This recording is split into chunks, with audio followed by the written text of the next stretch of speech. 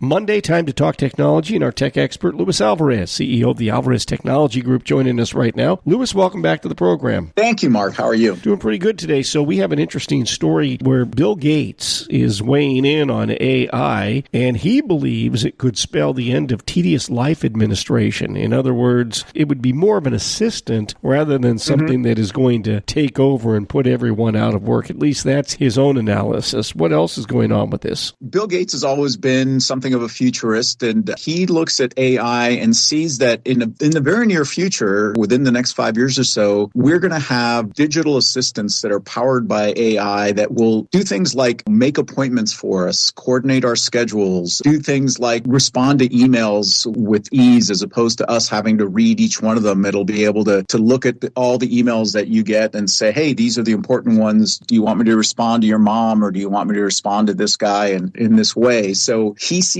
AI as really an enabler of our ability to get things done faster and more efficiently than we do today, where he thinks that even the idea of us sitting down behind a computer keyboard and typing might be obsolete in the near future. So, for example, he talks about being able to use AI to compose a Word doc, a letter or a memo or something like that, but that would mean that AI has to have a lot of ability to come up with some original sentence structure? Yeah, so any of us that have worked with the AI agents that are out there today, ChatGPT being the most notable, Microsoft's Copilot is based on that. What's cool about it is that those AIs will analyze all of your documents, what you've already written, in a way be able to replicate that so they can write notes and write documents in your language, in your words, the way that you would normally do it, because they've learned from your content what your voice sounds like. And that's kind of what Bill is alluding to, the fact that these AIs are going to be able to replicate a lot of the work that we normally do tediously by just emulating us, because they'll know us as well as we know each other. A brave new world.